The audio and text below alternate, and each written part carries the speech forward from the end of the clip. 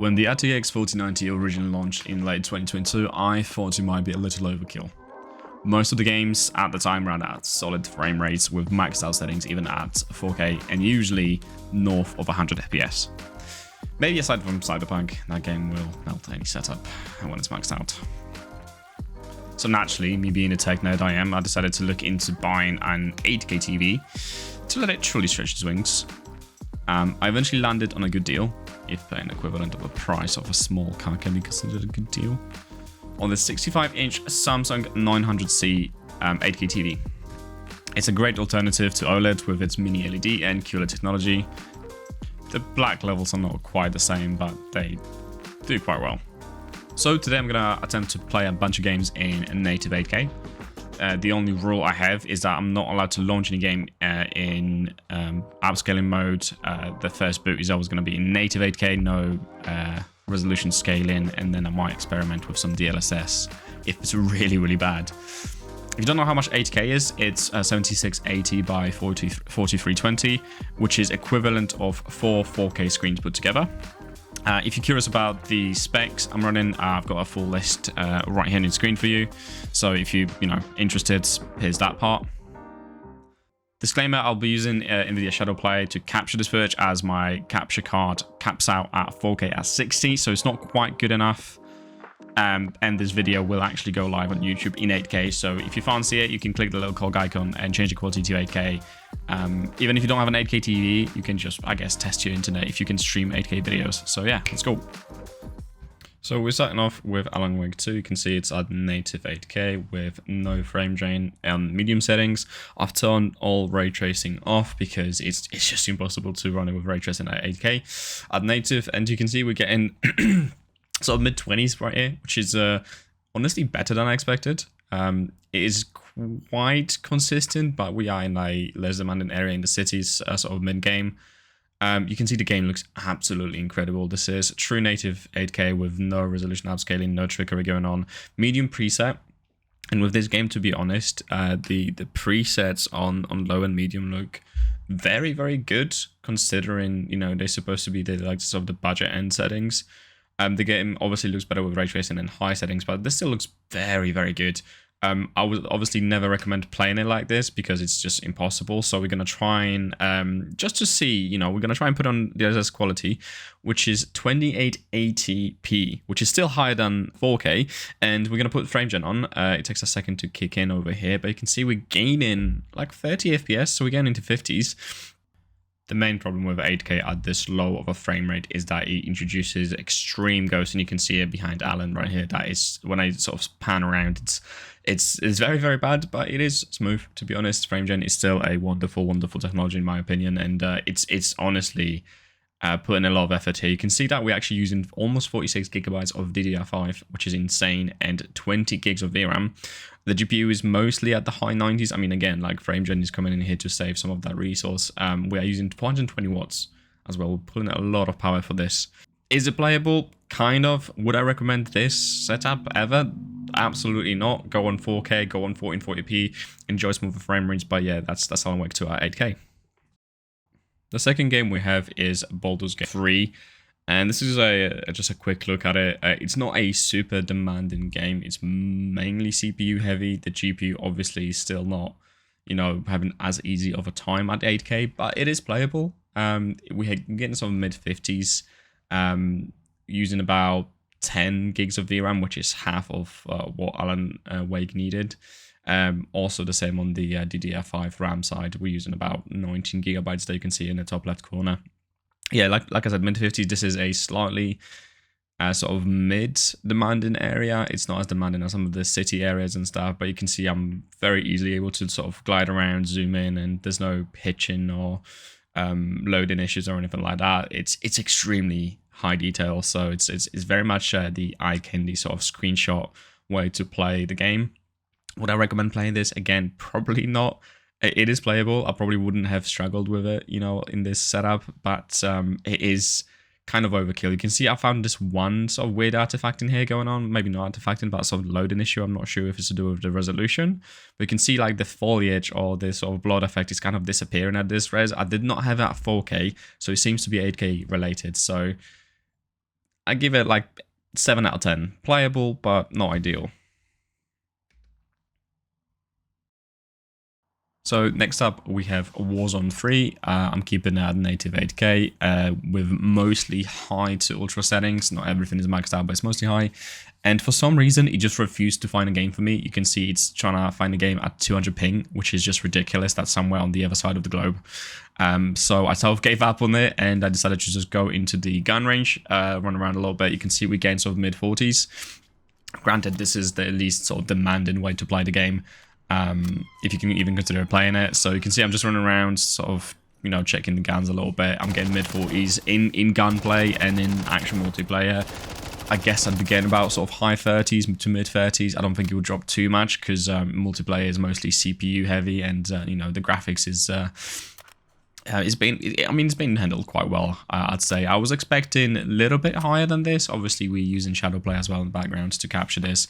So, you know, that's taking some of the resource, but you can see it's you know, it's not too bad. It's passable, but again, definitely not the way to play this game competitively. But hey, it's pretty, it runs. I didn't have any issues setting it up. So yeah, you know, good job, Modern Warfare 3, 7 out of 10. So next we're going to be looking at control, but before we get into it, this is a 1080p screen on my 8K TV, and it would take 16 of these to fill up the whole screen. Look, it's cute little 1080p in the corner there. So this is control at native 8K with medium preset and ray tracing off, and straight away you can see we're getting mid 30s, which is technically considered playable. Just gonna show you right there. We got medium preset. I think there's some low settings in that medium preset, but yeah, ray tracing off, and yeah, honestly, I think this game is fairly demanding. It's not as, you know, modern. It's a couple of years old at this point, but it's yeah, it's playable. It's kind of like a console experience, you could say. You know, we're even going into the mid 40s there and stuff. Again, not the most ideal way to play it, but yeah, definitely playable. I am playing on a controller as well. The TV is fairly far away, so honestly, I didn't notice too much of a input delay or anything like that. It's a very pretty game as well. The destruction system in this game is absolutely stunning as well. I love playing around just destroying the offices.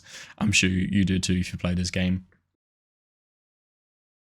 So yeah, we're gonna go into the settings, and we just going to crank up the ray tracing. I'm gonna set it to high just to see what would happen. We're not gonna use any DLSS or upscaling, so native 8K medium settings with high ray tracing. Let's have a look.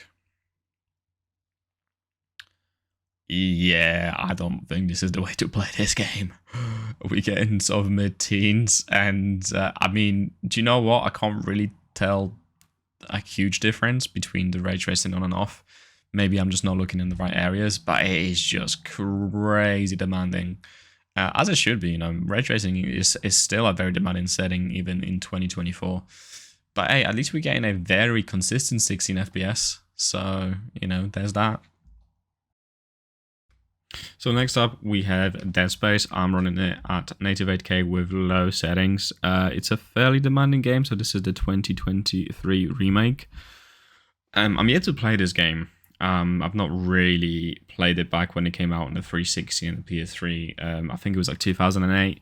But it's a pretty looking game. I don't know how different it looks from the original.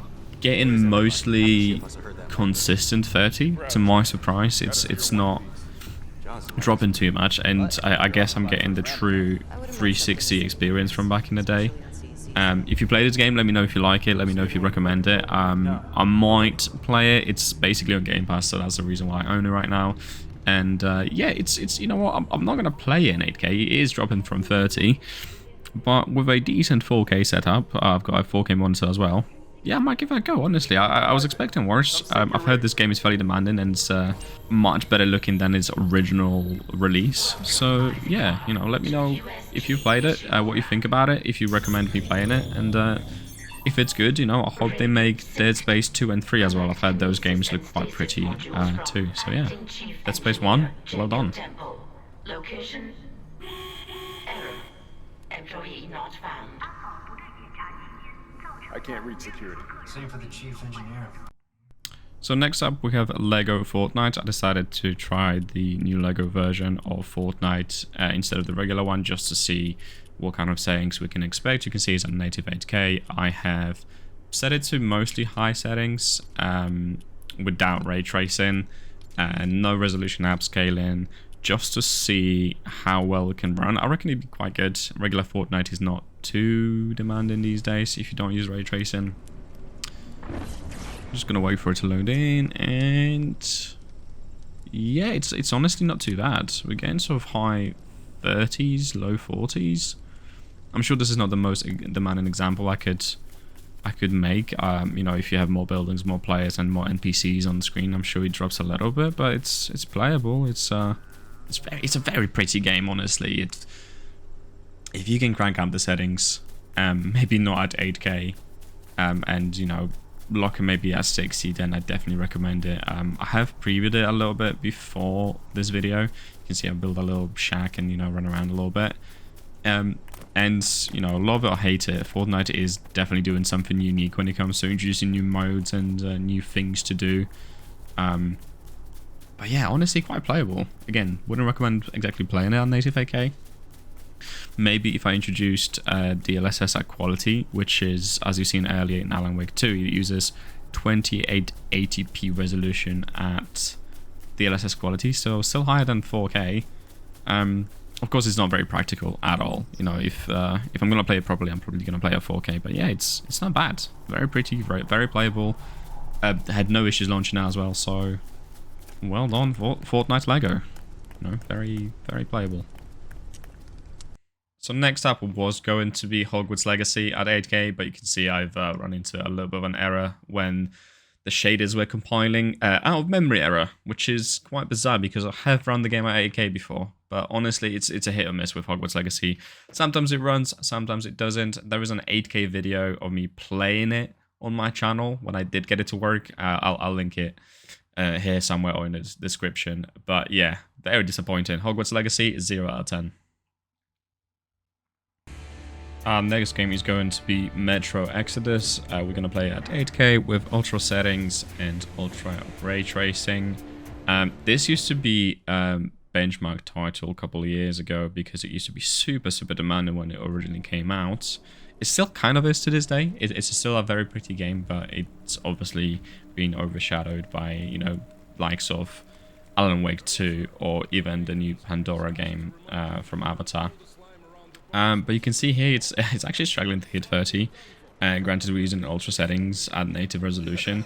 We're getting 24 FPS on average, which is obviously not ideal. It only uses 10 gigabytes of VRAM with 16 gigs of DDR5. So I wouldn't exactly call it playable just yet. But in a moment, I think I'm going to try and turn it into high settings. With high ray tracing, just to maybe salvage a little bit more of that performance and get that console-like experience. I actually don't know if it runs at 60 FPS on the PS4 and the Xbox One. I'm gonna guess it's 30.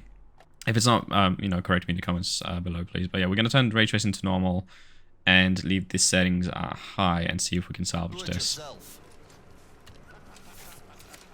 All right, I'm off. I mean, yeah, we're getting 40 FPS.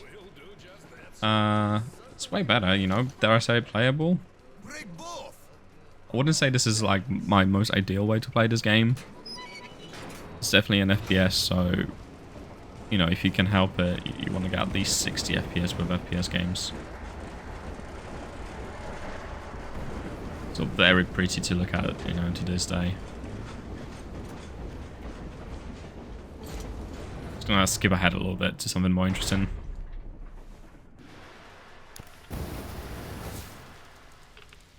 Fire effects look so good.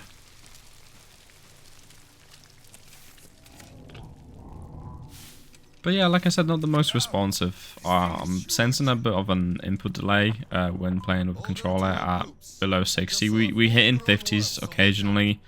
It is a fairly close quarters level, and we're still not getting that 60. But then again, it's at 8K, so you know, what do you expect? It's not bad, honestly. I'd say it's passable. It's kind of on the levels of Modern Warfare 3 that we had earlier, and it is a couple of years old. So, but then again, it is a single-player experience that is supposed to push visual quality to the limits. At least it did with the hardware at the time.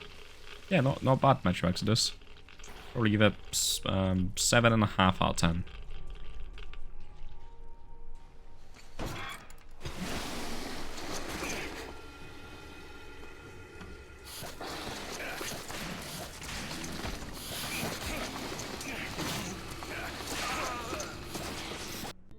So next up we have Resident Evil 8 at native 8K with high settings. I'm gonna keep ray tracing off for the time being just to see what performance we get to begin with.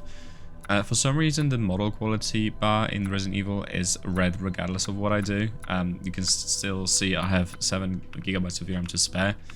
But yeah, for some reason the game is telling me I'm maxed out. It's an odd game when it comes to settings. It's not super well optimized, but it does run at 8K, so I'll give it that credit. And you can see straight away we actually, for some reason, we're getting 60. I know this game is not super demanding. It's not a solid 60 either, but it is 60, and our GPU is not actually maxed out. We sort of hover in between high 80s to low 90s right there, with 10 GB of VRAM being used and 18 gigs of DDR5. And honestly, I was very positively surprised. I'm not sure I would call it, you know, rock solid 60 FPS, and I'm not sure I would actually play it like this. So we're gonna try and tax it a little bit more with ray tracing. So we're gonna try and max it out. I'm just gonna make sure that it's actually on high, not medium. So we got reflections, light reflections, and AO. So it's gonna turn all of that on. See if we can maintain a solid frame rate. The answer is no. Playable, yes. With 30s. I mean, I think that's what the PS4 and the Xbox One play on, sort of 30 lock. So we might be getting a better experience in terms of frame rate than the last gen consoles. You know what? Without ray tracing, absolutely playable. With ray tracing, still so, just not ideal. I hate these guys. I've played this game before. I've completed it a few times, but these guys have always been a pain. Yep. I'm not a huge fan of how slow like the turning is in this game. I mean, I get it, it's a horror game, but yeah, just leave me alone. Come on. Get away from me. I think I've got a shotgun. Hold on. Oh, that's not good. That's not good. I don't want to die again. Okay. Yep, I've got a shotgun. Alright, let's move on. So next up we have the finals, which is actually one of my favorite recent games. We're going to turn ray tracing to static, and then we're going to turn the quality to high and native 8K using DLAA, not DLSS, so that's just the anti-aliasing. We're going to go into practice arena. I don't actually try and you know, compete with other people with 8K.